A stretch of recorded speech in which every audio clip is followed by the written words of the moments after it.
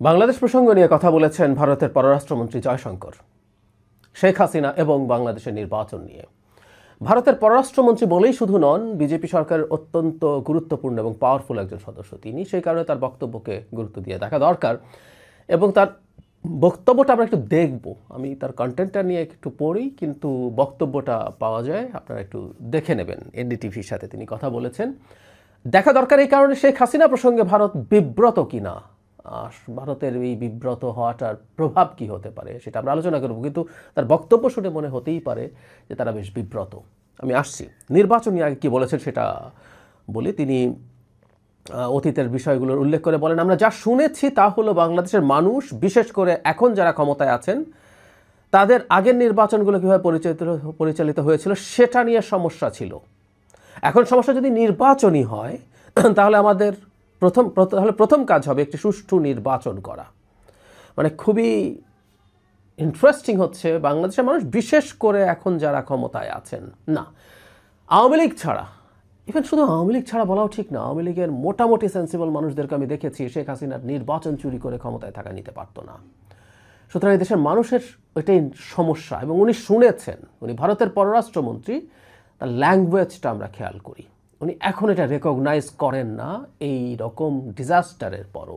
এগুলোই সমস্যা। একটা ভবিষ্যৎ সম্পর্ক তৈরির জন্য আগে, যে কোনো রোগের চিকিৎসার জন্য আগে রোগটাকে স্বীকার করা দরকার, যে ভারত এটা এতদিন স্বীকার করেনি। ভারত যখন এখন এটাকে অন্তত এই রকম বাজেভাবে স্বীকৃতি না দিয়ে সরাসরি স্বীকৃতি দিত, তাহলে বুঝতাম যে ভারতের এই জায়গায় কিছুটা হলেও সদিচ্ছা আছে, হয়তো আছে কিছুটা, কিন্তু এটা আরও বেশি করে তারা প্রমাণ করতে পারতেন।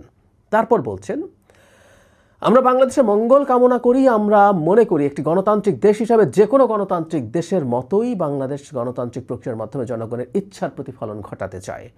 এর পরের কথাটা খুবই ডিপ্লোম্যাটিক মনে হতে পারে, কিন্তু আমার কাছে এটাও গুরুত্বপূর্ণ মনে হয়। আমি নিশ্চিত যে গণতান্ত্রিক প্রক্রিয়ার ফলাফল যাই হোক না কেন, যাই আসুক না কেন, তা দ্বিপক্ষীয় সম্পর্কের ক্ষেত্রে ভারসাম্যপূর্ণ ও পরিপক্ক দৃষ্টিভঙ্গির হবে। আশা করি পরিস্থিতির উন্নতি হবে। সো ভারত সরকারকে দেখে মনে হয় যে তারা নির্বাচন চাইছে। আমি এই কথাটা বহুবার বলছি, কিন্তু আমাদের বলে যেতে হবে, কারণ এটা সবসময় সবার মাথায় থাকতে হবে। বর্তমান সরকারের তুলনায় একটা নির্বাচিত সরকার তারা হয়তো চাইছে, কারণ এই সরকারের সাথে তাদের সম্পর্ক খুবই তলানিতে গিয়ে ঠেকেছে। কারণ শেখ হাসিনার পতন এবং পালিয়ে যাওয়ার পর যে বিব্রতকর, ভারতের ক্ষুব্ধ, বিরক্ত যে পরিস্থিতিটা, সেটার মুখেই পড়েছে ডক্টর ইউনূস সরকার। এবং ডক্টর ইউনূস, আমি প্রায় বলি যে এই একটা জায়গায় একটা বেঞ্চমার্ক সেট করেছেন, কিভাবে একটা স্বাধীন সার্বভৌম দেশের সরকার প্রধান কথা বলেন। তিনি মাথা উঁচু করে ভারতের সাথে সেই আলাপ করেছেন, সেটা ভারতের পছন্দ হয়নি। ফলে একটা নির্বাচিত সরকার আসলে তারা নতুন করে হয়তো চেষ্টা করতে পারবেন, ভারত সেটা দেখছে। যদিও আমি বলি এই কথাটা, ভারতকে আসলে তাকে রিয়েল অ্যালাইনমেন্ট করতে হবে বাংলাদেশের সাথে। যেভাবে বাংলাদেশকে দেখতে চেয়েছে, বাংলাদেশের সরকারকে চালাতে চেয়েছে, সেটা আসলে বাংলাদেশের কোনো সরকার পারবে না, সেটা যে সরকারই হোক না কেন। আমি বলছি না ভারতের সাথে সকাল বিকাল শত্রুতা করতে হবে, না, এটা চাইও না আমরা। ভারতের সাথে আমাদের একটা ওয়ার্কিং রিলেশনশিপ, দুই দেশের স্বার্থেই প্রয়োজন, এটা ফ্যাক্ট। স্বার্থ খুব জরুরি, কিন্তু হাসিনার মতো স্লেভ ধোয়া দূরেই থাকুক, তার একটা ছোট ভগ্নাংশও কেউ যদি হতে চায়, এদেশের মানুষ তাকে ক্ষমতায় রাখবে না। সো ভারত যখন বাংলাদেশের সাথে একটা ভালো সম্পর্ক তৈরি করতে চায়, তাকে এটা মাথায় রাখতে হবেই। দ্বিতীয় যে প্রশ্নটা আছে সেটা হলো শেখ হাসিনা প্রসঙ্গে। এটা ইন্টারেস্টিং, যে বলছি এটা দেখে নিতে হবে। কন্টেন্ট আমি একটু পড়ি, তারপরও দেখে নেওয়াটা সবচেয়ে ভালো হবে। তার কাছে জানতে চাওয়া হয়েছিল, শেখ হাসিনা যতদিন চান ভারতে থাকতে পারবেন কি না। এই প্রশ্নের জবাবে জয়শঙ্কর প্রথমেই বলেন, আচ্ছা এটি একটা ভিন্ন বিষয়, তাই না? মানে উনি এক ধরনের বিব্রত হয়েছেন, আপনারা ভিডিওটা দেখলে বুঝবেন, আমি শেষেও যোগ করে দিতে পারি। এরপর তিনি বলেন, তিনি একটা বিশেষ পরিস্থিতিতে এখানে এসেছিলেন। আমি মনে করি সেই পরিস্থিতির স্পষ্ট প্রভাব এই ঘটনার উপরে ছিল, মানে ভারতের আশ্রয় নেওয়ার উপরে ছিল। আবার শেষ পর্যন্ত সিদ্ধান্তটা তাকেই নিতে হবে। তার মানে হচ্ছে তিনি এসছেন, সিদ্ধান্তটা তার হাতে, এটা উনি অন্তত মনে করছেন, বোঝাচ্ছেন। কিন্তু জয়শঙ্কর প্রশ্ন শোনা এবং জবাব দেওয়ার সময় ফাম্বল করছিলেন। এটা একটা খুব গুরুত্বপূর্ণ ব্যাপার। উনি প্রস্তুত ছিলেন না, এবং এই প্রশ্ন ফেস করাটা ওনার খুব স্মার্ট হয়নি। Is a very smart guy, আমরা তাকে অনেক সময় দেখি, এবং ভারতে অন্তত বা অন্যান্য অনেক জায়গায় তার জবাবের অন্তত খুবই প্রশংসা আছে। যদিও আমি পররাষ্ট্রনীতি ভারত যেটা নিচ্ছে, এটাকে আমি ভয়ঙ্কর রকম ফেইল্ড একটা পররাষ্ট্রনীতি বলে মনে করি, তার দায়িত্ব জয়শঙ্করকেও নিতে হবে।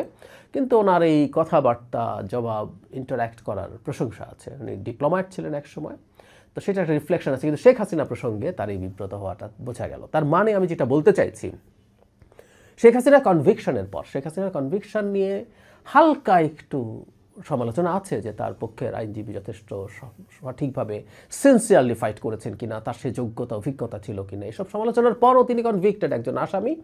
একজন কনভিক্টেড আসামিকে ভারত আশ্রয় দিয়েছে। আমি প্রায় বলি যে বিচার প্রক্রিয়ার বহু আগেই এটা খুব বড় কাজ হয়ে গেছে। জাতিসংঘের মানবাধিকার হাই কমিশন যে রিপোর্ট দিয়েছে শেখ হাসিনাকে নিয়ে, ভারত চাইলেও ইন্টারন্যাশনালি বাংলাদেশকে আর খুব বেশি ঝামেলায় ফেলতে পারবে না, কারণ হলো ওই রিপোর্টটা আমাদের হাতে আছে। সো এরকম একজন মানুষকে তারা আশ্রয় দিয়েছে এবং শেখ হাসিনা ক্রমাগত কথা বলে যাচ্ছেন, হুমকি দিচ্ছেন, বাংলাদেশে অস্থিরতা, নৈরাজ্য তৈরির চেষ্টা করছেন। এই ধরনের প্রবণতা আছে। আমি এই ঘটনার পর শ্রীরাধা দত্তের রেফারেন্স দিয়ে বলেছিলাম তিনি শেখ হাসিনা বাংলাদেশে সংঘাত উস্কে দিতে চাইছেন, বিশৃঙ্খলা তৈরি করতে চাইছেন, এটা প্রকাশ্যে উস্কানি দিচ্ছেন, এগুলো তিনি পর্যন্ত বলছেন এবং সেটার কিছু রিফ্লেকশন দেখা যায়। আমাদের মনে থাকার কথা, রায়কে কেন্দ্র করে কিছু ঘটনা ঘটেছে, কিছু গাড়িতে আগুন দেওয়া হয়েছে, মানুষ মারা গেছে, সেগুলোকে তিনি ইন্ডিকেট করছেন। সুতরাং ভারতের এটা একটা বিব্রতকর পরিস্থিতি আসলেই আছে। একটা আলাপ আছে, আলাপ ছিল যে শেখ হাসিনা ভারতে আর থাকবেন না, বা ভারত চাইছে না ভারতে আর রাখতে। ভারতের ফেভারেবল কোনো ছোটোখাটো দেশ, অনেক বেশি দেশ আসলে তাকে আশ্রয় দেবে না। শেখ হাসিনা আগেই চেয়েছিলেন ব্রিটেনে বা ইউরোপের কোনো দেশে যেতে।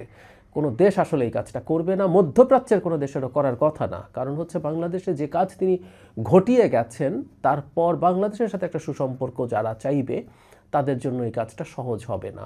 যদিও এই টেসাকারের পরও বেন আলী তিউনিসিয়া, তাকে সৌদি আরব আশ্রয় দিয়েছিল। তিনিও দেশে শেখ হাসিনার স্কেলে না হলেও মোটামুটি একটা ম্যাসাকার ঘটিয়ে গিয়েছিলেন। তো শেখ হাসিনার ক্ষেত্রে অন্য দেশগুলো, মধ্যপ্রাচ্যের দেশগুলো, ইউএইর কথা শোনা গিয়েছিল, তারাও ডিসঅ্যাগ্রি করছে এবং করারই কথা, এবং আমরা এই জায়গায় শোরগোল অব্যাহত রাখবো। সুতরাং যে দেশগুলো বাংলাদেশের সাথে তাদের সম্পর্ক রাখা প্রয়োজন মনে করবে, যাদের সাথে বাংলাদেশের বিজনেস বা অন্যান্য কারণে নানা বাইল্যাটারাল সম্পর্ক আছে, সেই দেশগুলো কোনোটাই যাতে শেখ হাসিনাকে আশ্রয় না দেয়, সেই শোরগোল মানে তারা অনুমানই করে, আর আমরা শোরগোল তো চালাবোই। সেই কারণে এমন কোনো দেশ, নানান দেশের নামটা আসছে, আমি সেদিকে যাচ্ছি না। আমি ধারণা করি যে ভারত সম্ভবত শেখ হাসিনাকে ভারতে আর থাকতে এনকারেজ করবে না। শেখ হাসিনার ইচ্ছার কথা বলা হচ্ছে, কিন্তু তারা ইনফর্মালি শেখ হাসিনাকে সম্ভবত ভারত ত্যাগ করে অন্য কোথাও যাওয়ার কথাই বলবে। এবং এটা শুধুমাত্র এই সরকার বলে না, ভবিষ্যতের কোনো সরকারের সাথেও যদি ভারতকে সম্পর্ক উন্নয়নের চেষ্টা করতে হয়, তার রিস্কটা এই জায়গায়। সেটা হচ্ছে শেখ হাসিনা তো ওই সরকারের বিরুদ্ধেও কথা বলবে। একটা কমন পারসেপশন হচ্ছে নির্বাচন যদি হয় বিএনপি ক্ষমতায় আসবে। বিএনপি যদি ক্ষমতায় আসে তাহলে তারা খুব সম্ভাবনা আছে যে শেখ হাসিনা ওখানে বসে বিএনপির বিরুদ্ধে আজে বাজে কথা বলবে, হুমকি ধামকি দেবে। এগুলো তো তার প্রবণতা, এটা তিনি করেন।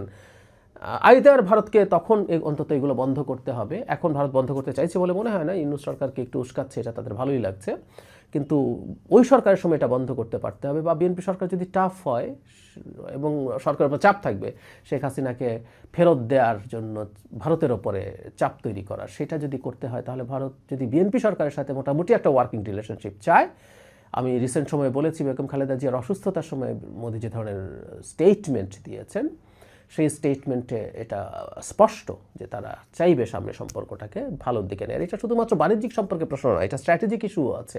ভারত যত নিজকে সরিয়ে রাখবে, সেখানে চায়না ঢুকবে, পাকিস্তান ঢুকবে, এটাই নিয়ম, এটাই স্বাভাবিক, এটাই ঘটে।